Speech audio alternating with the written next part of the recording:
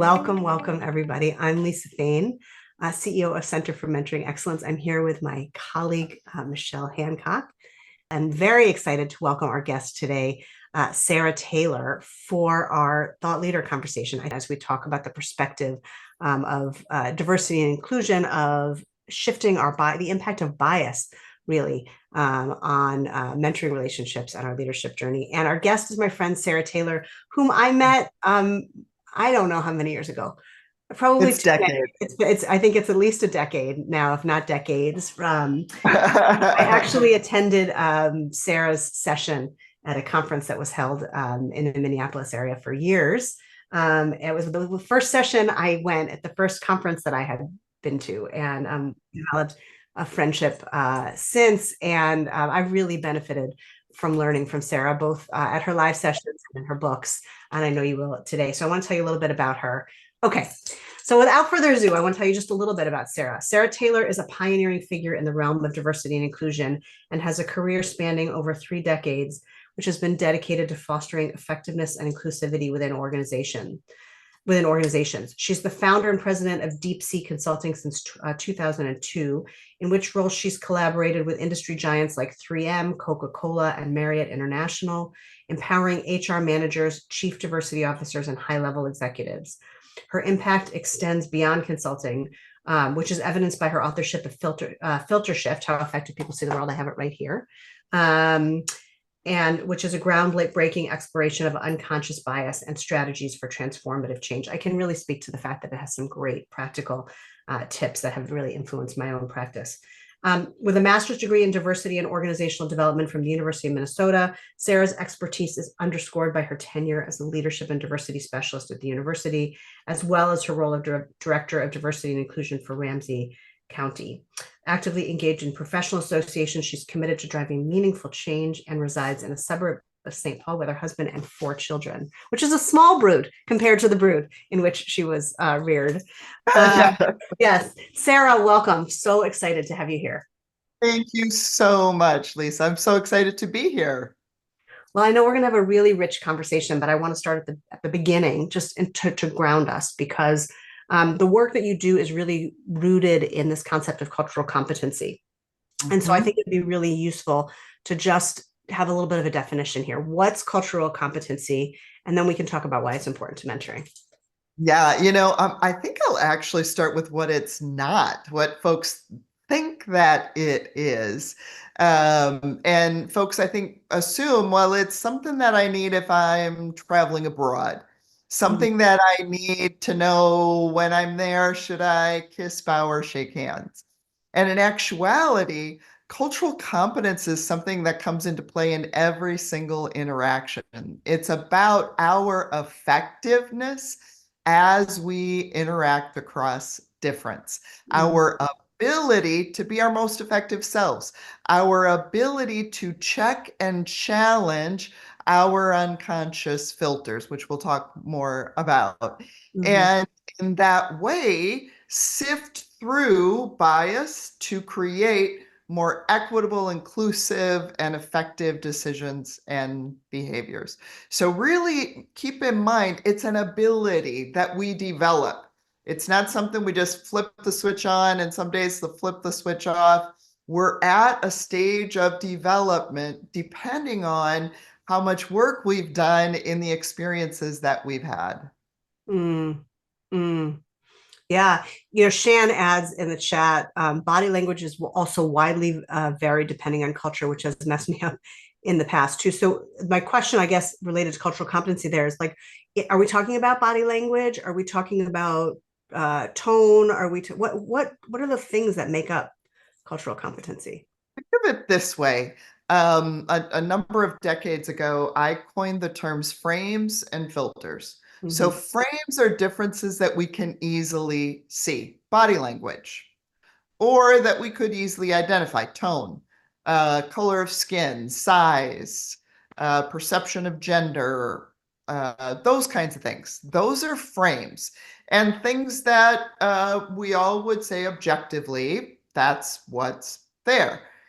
And it's actually very, very few of our differences are frames.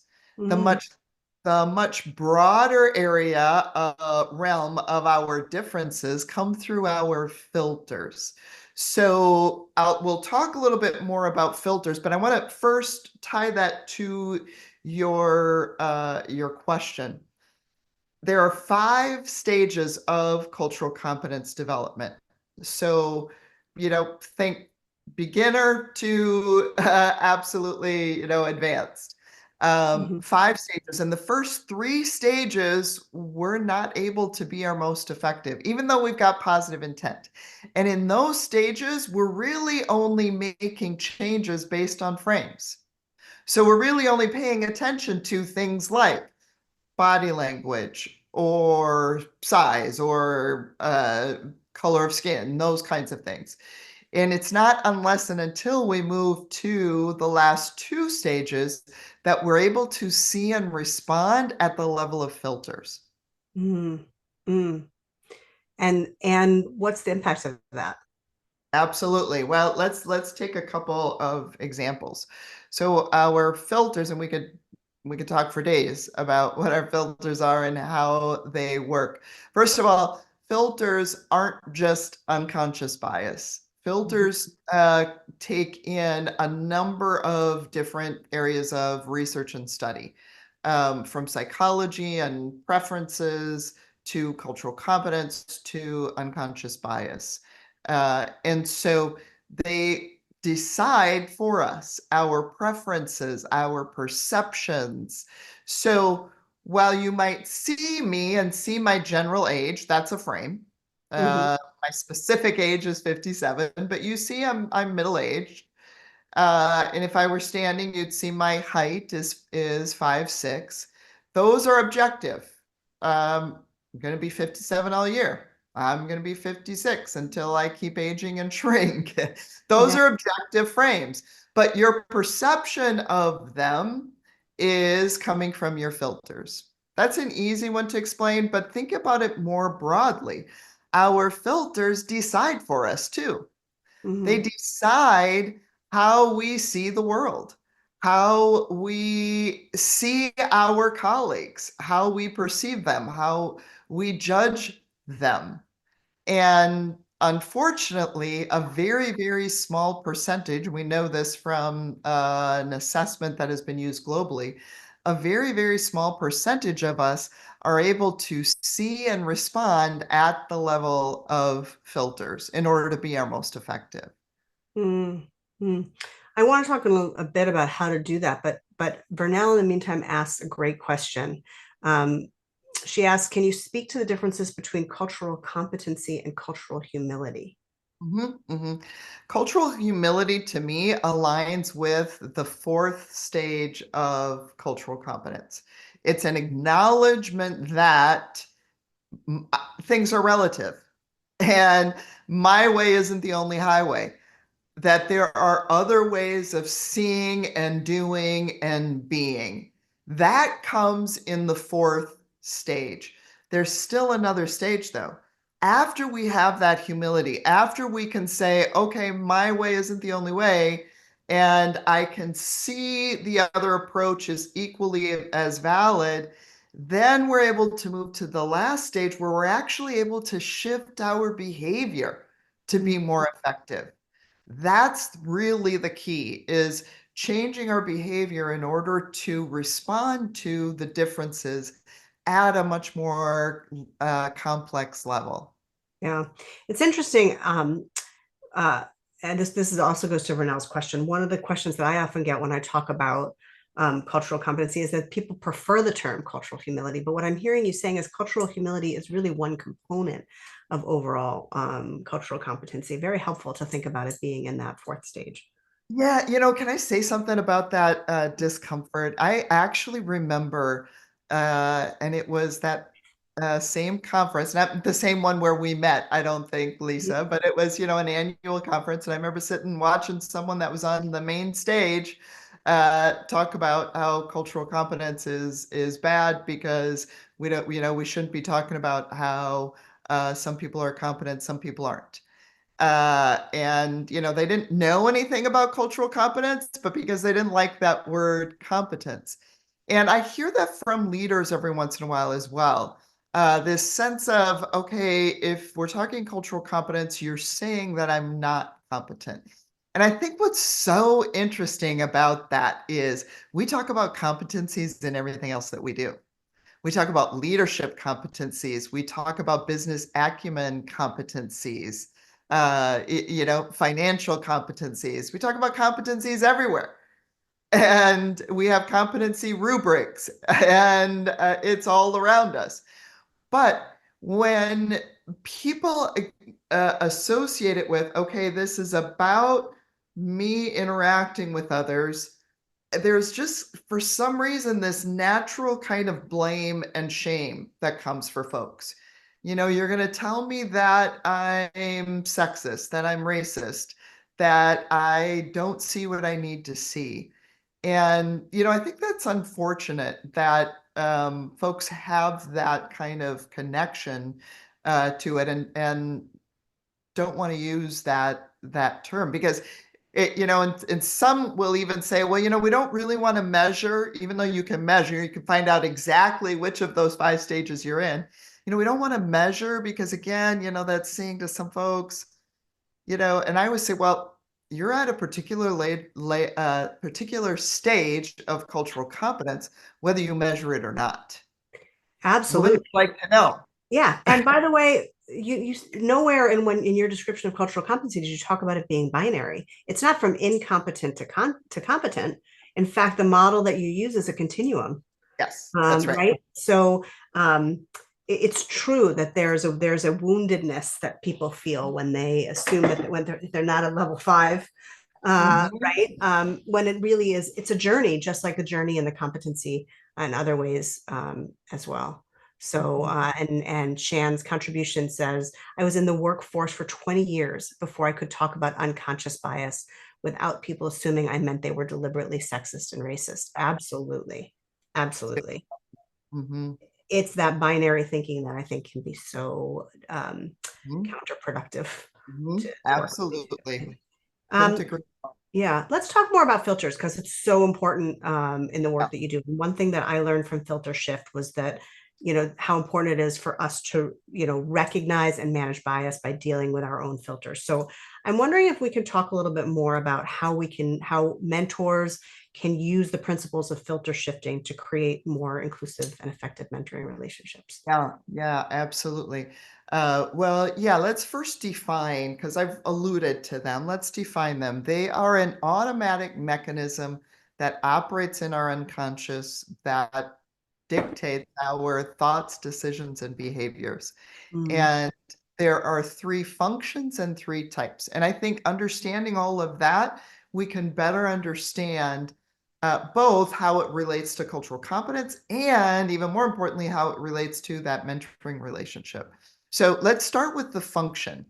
And I always start it with a question.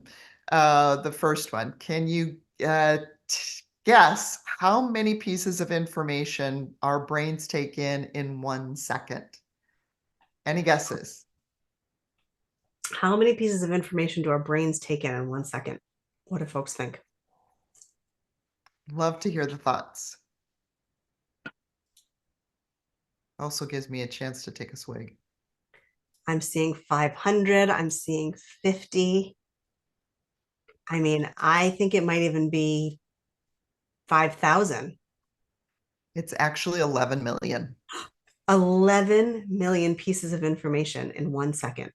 Wow. Yeah, and that is like completely impossible to imagine. And the reason why is because we're imagining it with our conscious mind and what we're taking in our conscious mind, which is only 40 pieces of information every second.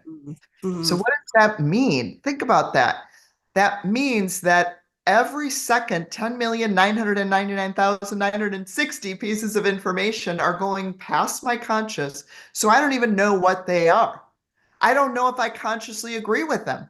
I may very well disagree with them.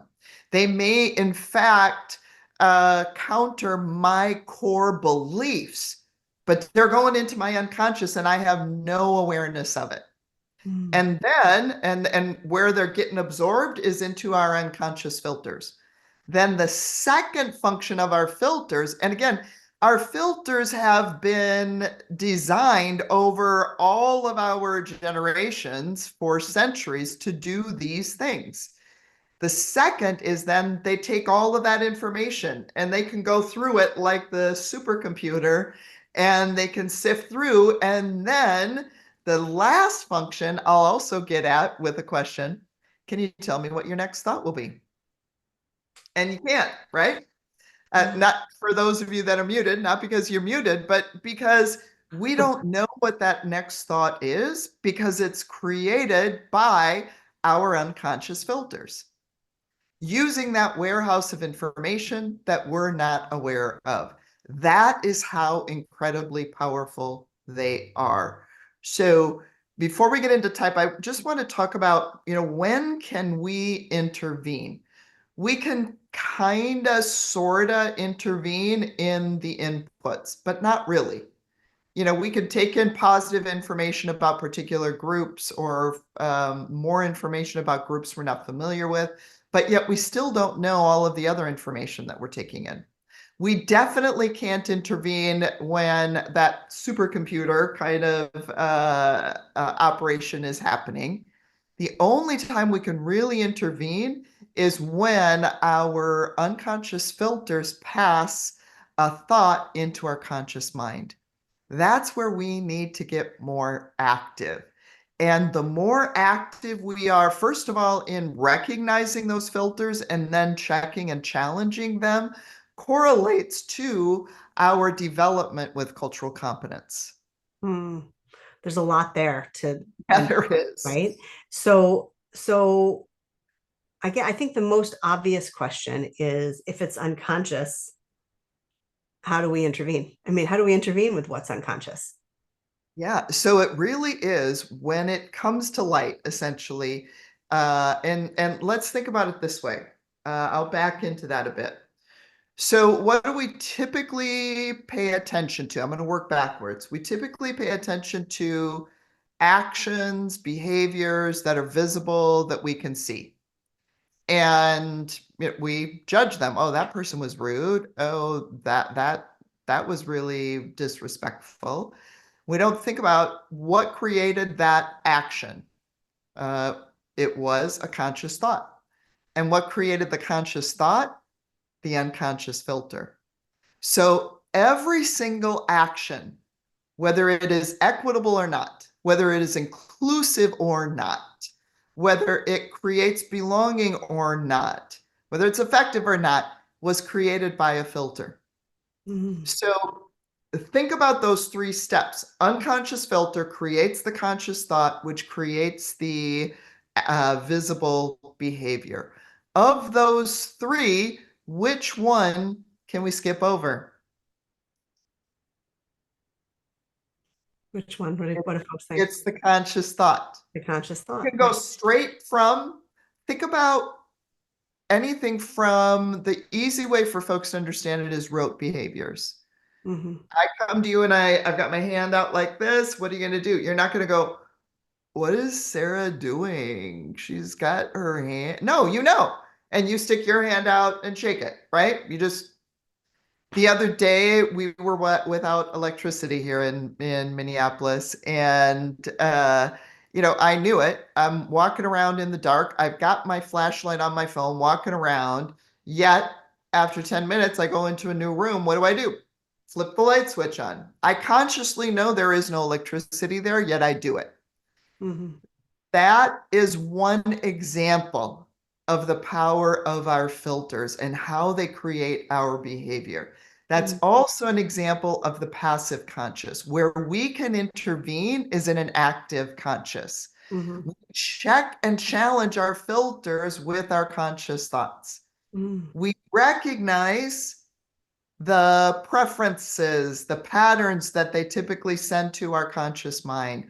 The more we can do that, the more we can check and challenge them and create more effective behaviors. Yeah, I love that. Okay, so how do we do that? Let's see if we can shift it just a little bit to the concept of mentoring, right? Because in many instances, both mentors and mentees are, I mean, not in many instances, in every instance, mentors and mentees are impacted by the biases and the, every instance. So how do they start to begin those, to shift their filters in their conversations? The first step is to see your own filters, actually. You Mm-hmm. might think the first step is really get to know filters of other folks, but it's actually your own filters. We need to know how they're driving our thoughts.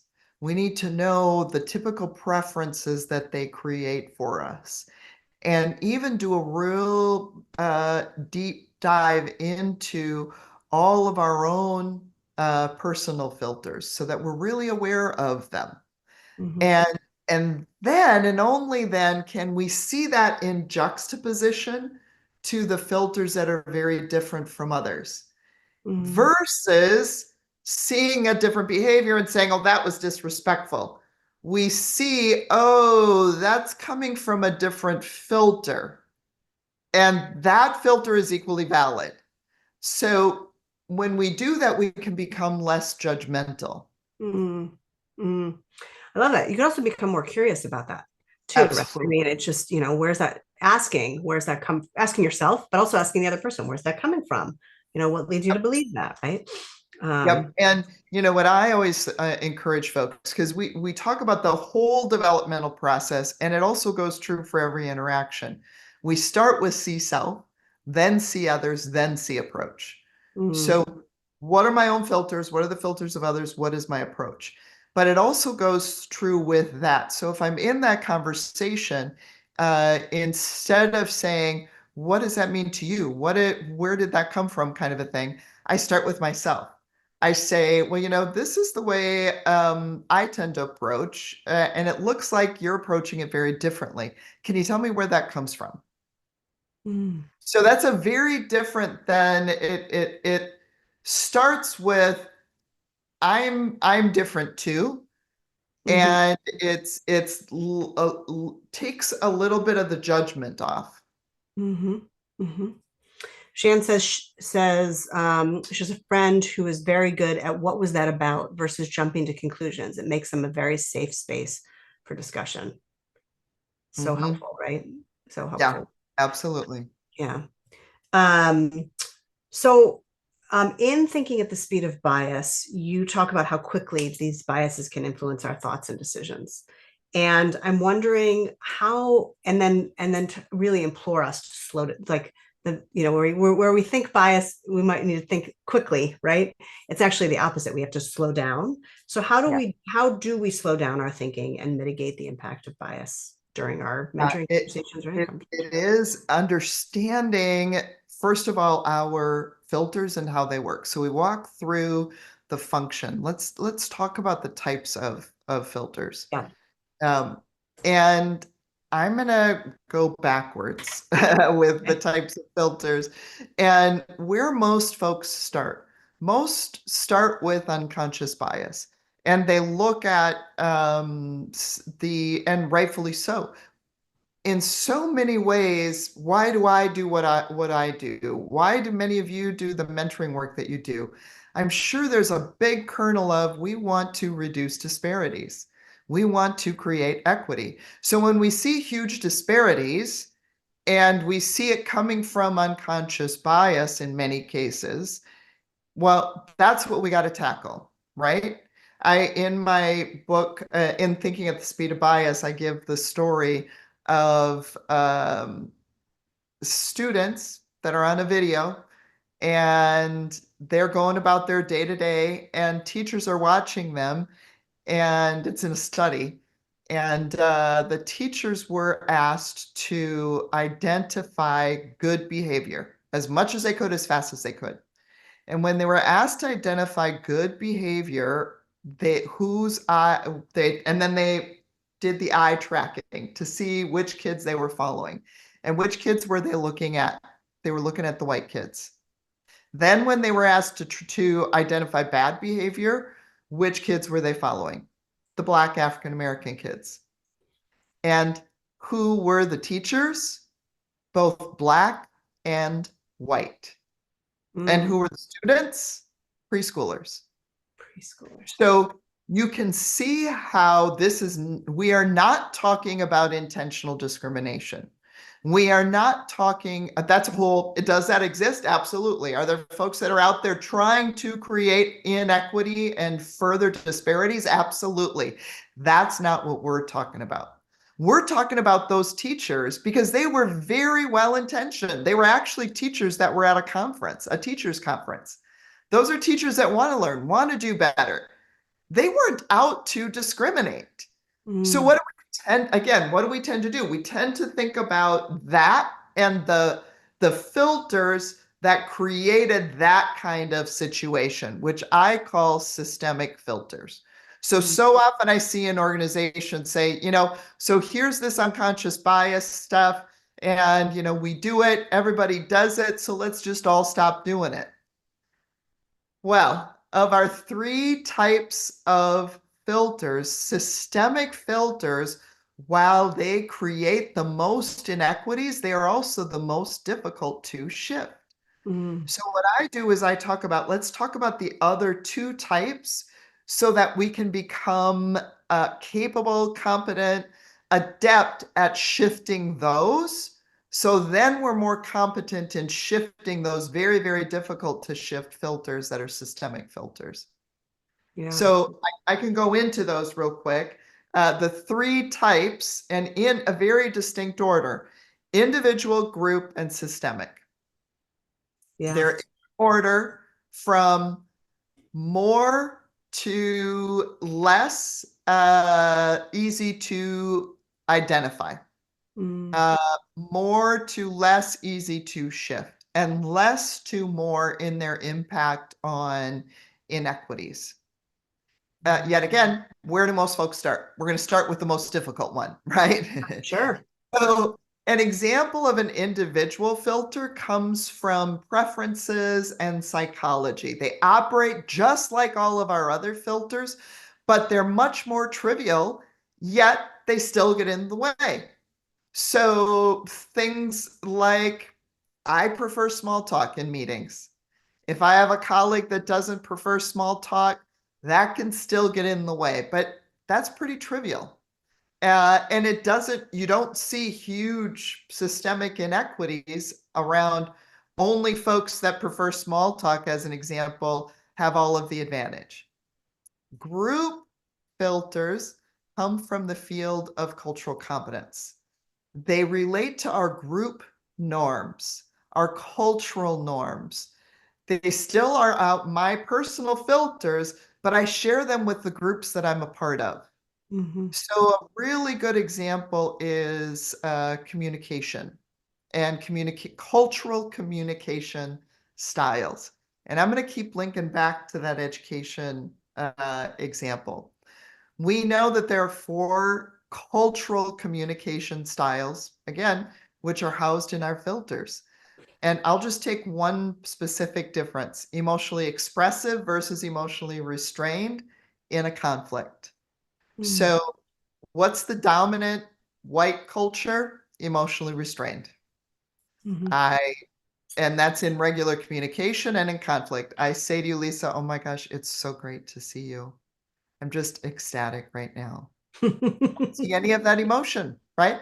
Yeah. And if I'm upset with you, I say, "Oh, I'm so upset with you right now. I'm seething. I'm just about to explode."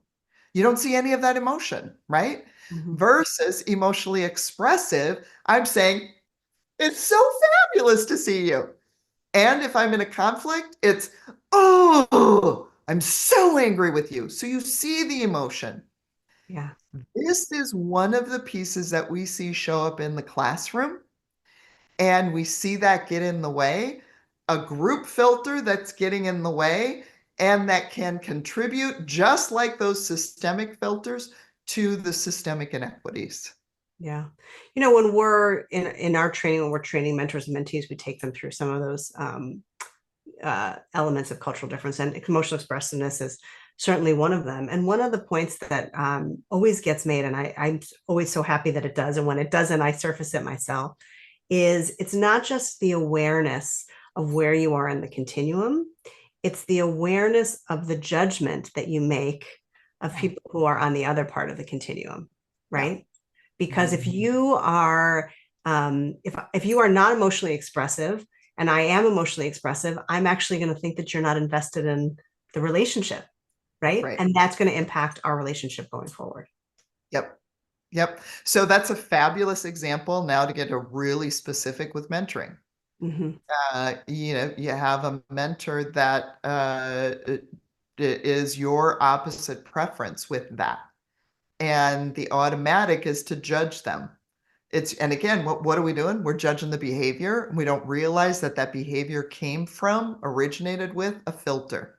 I Mm-hmm. mean, just think about someone entering into a mentoring relationship. Are they going to go into it saying, I really want this to be like a disaster? Like, wouldn't it be really cool? And if I could show up as a jerk, oh my God, that would be fabulous. No, no one does that.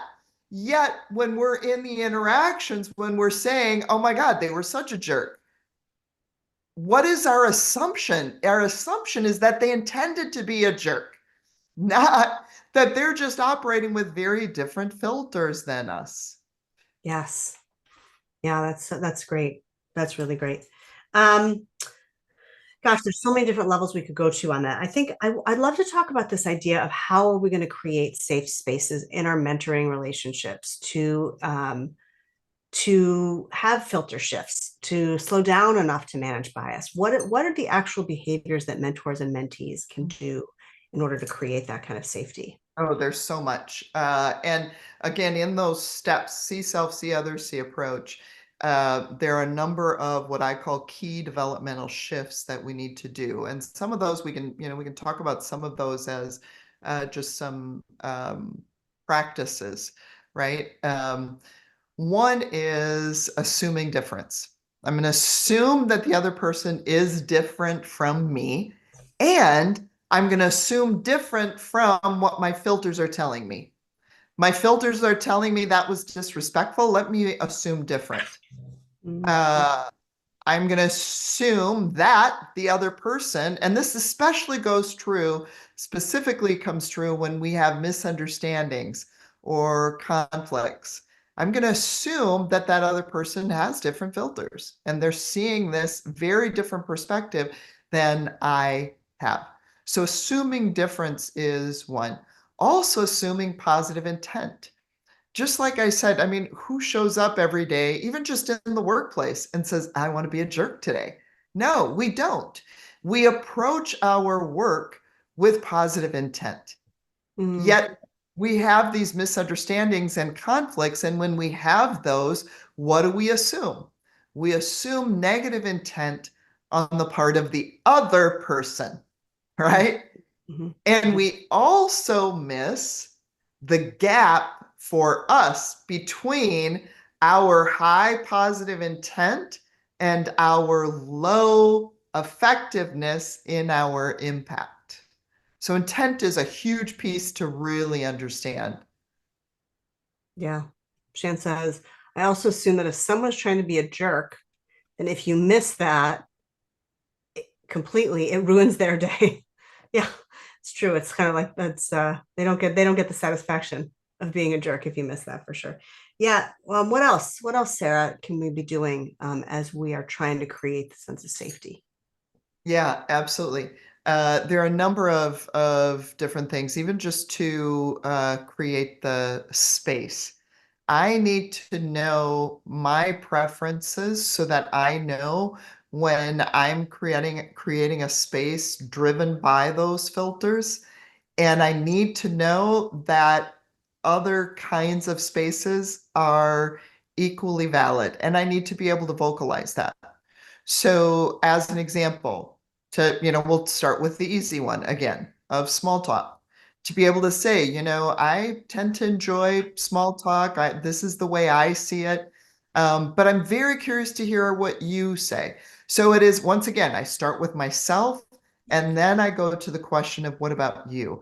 I start with these are my preferences. This is how I see that. But then tell me. I'm very curious to see how you see that and what you need. And actually asking that, asking what it is that they need. And Mm. in all of that too, we need to be really comfortable with differences and with talking about differences. And I'm talking about all kinds of differences, differences in frames, differences in filters. And what we see is that so many folks aren't even comfortable talking about differences in frames. Right, So because it's something that's divisive, right? divisive. Yeah. Yep. It's divisive, and so it's it's just much easier to talk about what we have in common.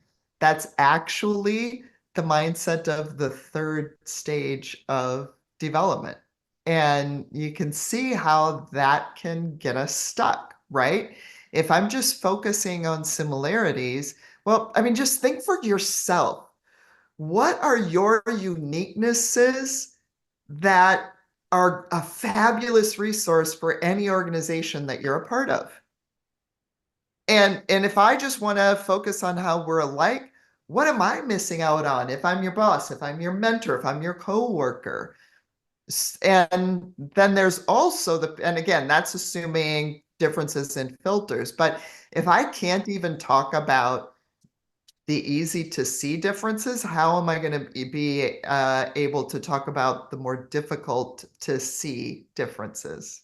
Yeah, it's the perspective of differences as a source of conflict versus a source of curiosity, right? Yeah. And like, what are you going to do with the differences? Are you going to use them to just stop the conversation or create a judgment, or are you going to use it to get curious about it and then create a sense of enrichment? And it can be so powerful in a mentoring conversation early on to have this expectation setting of like, Sarah, you're my mentor. I really want to talk to you. Like, I have this burning question about some of the things that are related to identity. I want to be able to talk about those. So, what are we going to, and there'll be times where you won't be able to relate to it. So how are we going to do that? And just surfacing that early can be really powerful, right? Absolutely. That kind of relates to one of the things that I suggest for folks and in work teams, and definitely in mentoring relationships. Um, we call it our guidebook. It's our personal guidebook. So it's essentially all of the things that make me tick, all of those differences. It's the filters that I have been able to identify. I know that I'm emotionally expressive. I know that I'm direct. I know that I'm off the charts competitive. I know that I'm an extrovert. All of these things that I know about myself. And then I also speak to my experiences. This is what I know because of my identity-based experiences. I have experiences as a white woman walking around in this world, and this is what that has meant to me, the good and the bad. The more we can then get that, literally it's down in writing, and I'm sharing that with my team or with my mentor, so that then I can see their guidebook, and then we can have a conversation about that. And it's not about judgment of these differences. Again, like you said, it's that curiosity of those Mhm. differences. Yeah, I love that. I love that. Gosh, there's so you've talked about assuming difference. You've talked about assuming positive intent. If I were a mentor and wanting to begin with the self piece, which I think is where you suggest that we all begin, mentor, mentee, or otherwise, how do I do that? Where do I start? It is knowing my own filters. So I start with my individual filters, those that are easy to see. It's Mhm. things like my personality, my preferences, things like I mentioned, small talk. Those things that you see those different preferences in the broader society, but you don't see them tied to an identity. Like I said, I'm an extrovert. That's not because I'm a woman. It's not because I'm white or because I'm 57. It is a preference that I have. That's what makes it an individual filter. Mhm. Then really understanding those group filters. So what are my styles of communication? Where do I land as far as task versus relationship, competition versus cooperation? Those kind of cultural markers, cultural norms, if you will. The better I can understand them, then the better I'm able to see how those determine how I think I should show up and how I think others should show up. Start with those, and then it's being hyper aware of our filters in situations like, oh my gosh, boy, that filter was super strong there. And I totally heard it judging the person I was in an interaction with, and just being aware of it. And sometimes that's difficult to do in the moment, but particularly in times of misunderstanding or where our expectations haven't been met, after the fact, really reflecting on it and trying to identify our filters that were at play. Yeah, I love that. Susan asked a great question. She says, this is such an important and deep topic. How do you recommend we incorporate this into our mentor-mentee trainings in meaningful ways when we have such limited time with them, also in a virtual training format? So I have some ideas, Sarah, but I'd love to hear yours. No, you go first. You go first. I've given a lot already. Yeah, I think an easy entryway is to set forth what some of those cultural continua are. We'll put 3 or 4 of them. Certainly, emotional expressiveness is one of them. Directness is another. Collectivism, which is this idea of do we rise as a society or an individual? And I'm blanking on one of the other ones we use. And we actually explain what they are, and we share that as a continuum. And we ask mentors and mentees to take a few moments and think about where they are on the continuum. And if they're in the same organization, we ask them to think about what the organizational context is, because organizations have sort of cultural characteristics too. And then we explain maybe what biases may be on either side. And then we have them have a discussion. And rather than just talk about themselves, to ask questions and curiosity of the other one. So that's one exercise. What thoughts do you have about that, Sarah? Yeah, absolutely. And in fact, if folks want, we can send some of our materials that we use in training that lay out both the individual filters, so a number of continua around individual filters. Like I mentioned, small talk, waste time, small talk enriches the meeting. So a worksheet on individual filters, as well as a number of descriptors of some of those cultural norms that you were talking about. So if folks want that, if you want to just, I don't know, pop your email in, I'd be happy to send that resource to you. Great. Thanks so much for that offer. Vernell mentions the implicit association test from Harvard, which is a really great way to have some self-awareness. Shan says, in mentoring, I see a very homogenous upper level at most large companies. In particular, I'm thinking from culture behavior. How do you encourage someone who doesn't fit that mold to be both successful and themselves with different things to offer? Thoughts about Yeah. that? You know, you have a term for it, something different than what I have always used, Lisa. We talked about this the other day. I've always used co-mentoring, but where it's the bi-directional, what do you Yeah, we call talk at complementary mentoring. complementary? Yeah. Um, I honestly think if you are in an organization, which is there anybody who isn't? If you are in an organization where you have basically homogeneity at the top, and those folks are the mentors, I really think that kind of mentoring is so helpful, because otherwise those folks at the top aren't even realizing what they're missing even from in the organization and in that mentoring relationship. That then also opens up for folks that don't look like that dominant culture, and for them to really understand the incredible resource that they bring to the organization as a mentor. Yeah, I've seen that be so successful in organizations, and it's a benefit for the mentor, it's a benefit for the mentee, and it's a huge win for the organization just in terms of increasing kind of this visibility as well. All right, so much more we could cover, Sarah, and this has already been such a rich conversation. I want to just make sure that folks know how to reach you.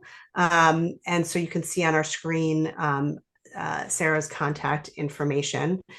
Join us on October 15th as we talk to Eduardo Briseño about how to have a growth mindset in mentoring, which is another really important way to enhance your mentoring.